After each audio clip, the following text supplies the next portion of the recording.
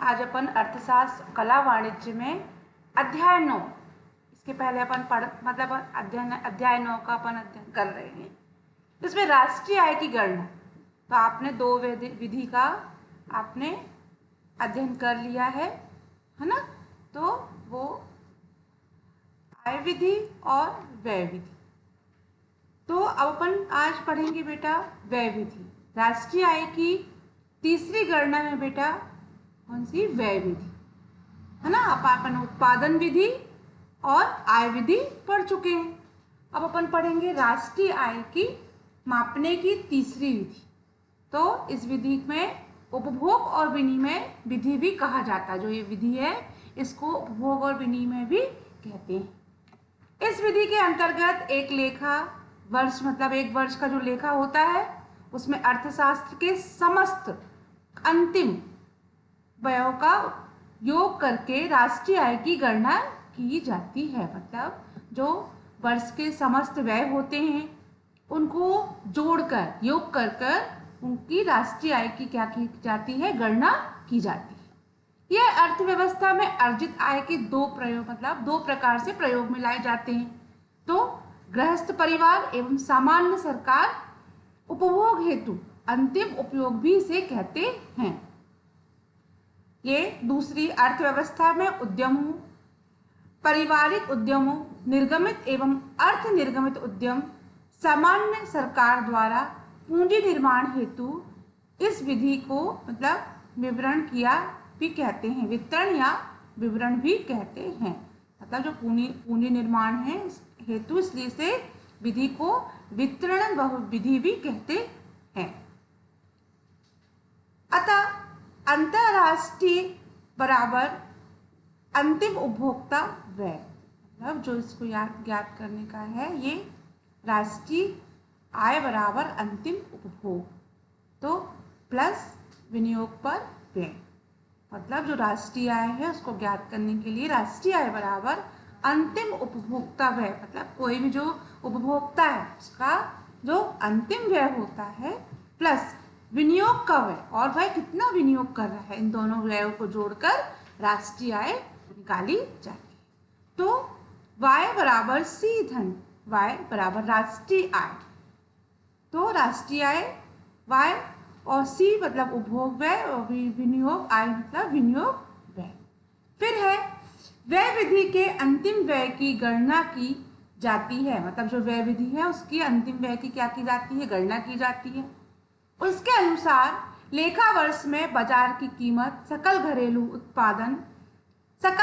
उत्पादन पर किए गए अंतिम व्यय एवं अंतिम व्यय और उसके सकल घरेलू मतलब जीडीपी ज्ञात, मतलब ये कहलाता है, क्या कहलाता है? व्यय विधि के अंतिम व्यय की गणना इस विधि के अनुसार लेखा वर्ष, मतलब जो लेखा वर्ष है उसमें सकल घरेलू उत्पादन किए गए अंतिम व्यय को मापा जाता है। यह अंतिम बाजार की कीमत पर सकल घरेलू उत्पादन कहा जाता है। इसके बाद है बेटा व्यय विधि द्वारा राष्ट्रीय आय का मापन। मतलब जो व्यय विधि है उसको कैसे किया जाता है? तो उस आय की गणना करने के लिए निम्नलिखित मतलब कदम उठाए जाते हैं। तो सबसे पहले है अंतिम व्यय करने वाली आर्थिक इकाइयों को पहचानना। जो अंतिम व्यय होता है उनकी आर्थिक इकाइयों को कैसे पहचाना जाता है? सर्वप्रथम एक देश की घरेलू सीमा में समस्त आर्थिक इकाइयों को पहचान की जाती है। अंतिम व्यय जो होते हैं, अंतिम व्यय उपभोक्ता के अंतिम निवेश पर किए जाते हैं। फिर अंतिम व्यय के प्रमुख 4 आर्थिक इकाई, मतलब जो अंतिम व्यय है उसकी कितनी इकाइयां हैं? 4। तो पहला है परिवार क्षेत्र, परिवार के अंतर्गत जो व्यय हुए। उत्पादक क्षेत्र, उत्पादन के क्षेत्र से। सरकारी क्षेत्र, मतलब जो सरकार की अधिकृत मतलब है जो उन क्षेत्रों में की जो आर्थिक इकाई होती है। फिर है शेष विश्व क्षेत्र, मतलब जो शेष बचे विश्व क्षेत्र में आती है वो। फिर दूसरा है अंतिम व्यय का वर्गीकरण। तो अंतिम व्यय का वर्गीकरण दूसरी विधि के रूप में अंतिम व्यय को निम्नलिखित रूप से विभाजित किया जाता है। तो पहला होता है निजी अंतिम उपभोग व्यय, दूसरा होता है सरकारी अंतिम उपभोग व्यय और तीसरा होता है में परिवर्तन। तो मूल्यवान वस्तुओं अर्जन शुद्ध निर्यात इसमें आते हैं। ठीक है, ये है बेटा अंतिम व्यय का वर्गीकरण, मतलब राष्ट्रीय आय में जो होता है अंतिम व्यय का। तो इतने पॉइंट्स हैं बेटा इसके, निम्नलिखित भागों में इनको अंतिम व्यय को विभाजित किया गया है। पहला निजी, निजी से मतलब स्वयं का है ना, अंतिम उपभोग व्यय। सरकारी, जो सरकार के द्वारा। और सकल स्थायी मतलब पूरे, जो सकल स्थायी कुल स्थायी पूंजी निर्माण और स्टॉक में परिवर्तन। मूल्यवान वस्तुओं का अर्जन और गणना।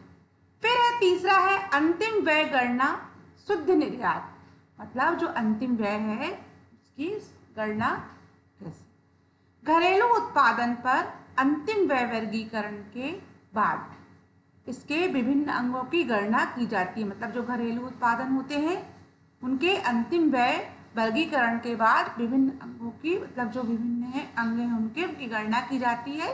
उसे दो प्रकार से आंकड़ों की आवश्यकता पड़ती है, मतलब दो प्रकार के आंकड़े। तो पहला होता है सकल बिक्री मूल्य, मतलब जो सरकार, सकल मतलब कुल, है ना। और दूसरा है फॉर्च्यून कीमतें,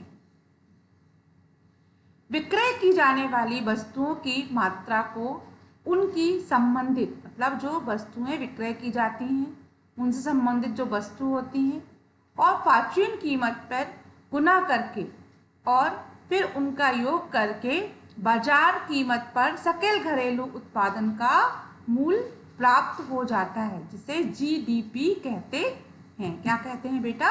जीडीपी कहते हैं। फिर है विदेशों से शुद्ध साधन आय का आकलन, मतलब विदेशों से जो अपन को शुद्ध साधन आय जो अपन को, मतलब आकलन लगाना, मतलब जो अपन अंकित करते हैं, आकलन लगाते हैं कि अपन को विदेशों से कितनी शुद्ध आय प्राप्त हुई। तो बाजार मूल्य पर सकल राष्ट्रीय उत्पादन का मूल्य ज्ञात करने के लिए, मतलब जो बाजार का मूल्य है उससे सकल राष्ट्रीय उत्पादन का मूल्य ज्ञात करने के लिए जो विदेशों से शुद्ध आय, साधन आय का आकलन किया जाता है, इसे बाजार कीमत पर, जो बाजार की कीमत होती है उसे सकल घरेलू उत्पादन में जोड़कर, मतलब बाजार की कीमत से सकल घरेलू उत्पादन में जोड़ते हैं तो इससे बाजार कीमत पर सकल राष्ट्रीय उत्पादन का मूल्य क्या होता है? प्राप्त होता है। फिर है पांचवा राष्ट्रीय आय का अनुमान। तो राष्ट्रीय आय का अनुमान कैसे लगाया जाता है? अभी अपन ने पढ़ा बेटा विदेशों से शुद्ध साधन आय का आकलन। फिर है ये राष्ट्रीय आय का अनुमान। तो राष्ट्रीय आय का अनुमान, मतलब राष्ट्रीय आय को ज्ञात करने के लिए जो राष्ट्रीय आय है, राष्ट्रीय आय प्रति व्यक्ति आय मिलाकर जो आय बनती है ना बच्चों, उसे कहते हैं राष्ट्रीय आय। मतलब प्रत्येक व्यक्ति की आय को मिलाकर प्रत्येक व्यक्ति की आय के योग को राष्ट्रीय आय कहते हैं। तो राष्ट्रीय आय को ज्ञात करने के लिए बाजार कीमत पर सकल घरेलू उत्पादन, मतलब जो सकल घरेलू मतलब पूरे कुल घरेलू उत्पादन जिसे कहते हैं बेटा जीडीपी, इनको जोड़कर घिसावट के व्यय को शुद्ध जो अप्रत्यक्ष रूप से क्या करते हैं, इनको घटा दिया जाता है। मतलब जो सकल घरेलू उत्पादन है उसमें घिसावट के व्यय और शुद्ध प्रत्यक्ष कर क्या कर दिए जाते हैं? घटा दिए जाते हैं। तो आपको क्या प्राप्त होगी? राष्ट्रीय आय का आप अनुमान लगा सकते हैं। तो इसके बाद है बेटा सापेक्ष में, मतलब आप सापेक्ष में राष्ट्रीय आय की गणना कैसे कर सकते हैं? तो बाजार की कीमत पर सकल घरेलू उत्पादन, मतलब जो बाजार की कीमत होती है उनका सकल घरेलू उत्पादन जीडीपी, इसे क्या कहते हैं? जीडीपी।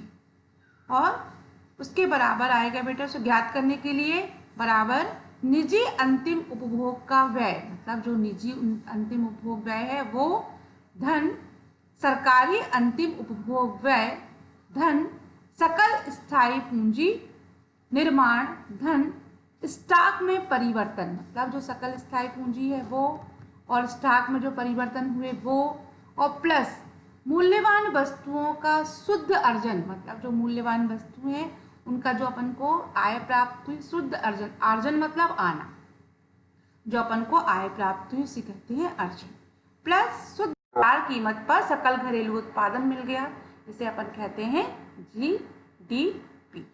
फिर दूसरा इसी प्रकार है बेटा, बाजार कीमत पर सकल राष्ट्रीय उत्पादन, मतलब जो बाजार की कीमत पर सकल राष्ट्रीय उत्पादन क्या है, मतलब अपन जब कोई बाजार में कोई वस्तु का अपन निर्यात करेंगे तो सबसे पहले क्या करना पड़ेगा, उत्पादन करना पड़ेगा। उत्पादन करने के लिए अपन को है ना कीमत भी निर्धारित, उत्पादन करेंगे तो फिर उनका कीमत भी निर्धारित करेंगे।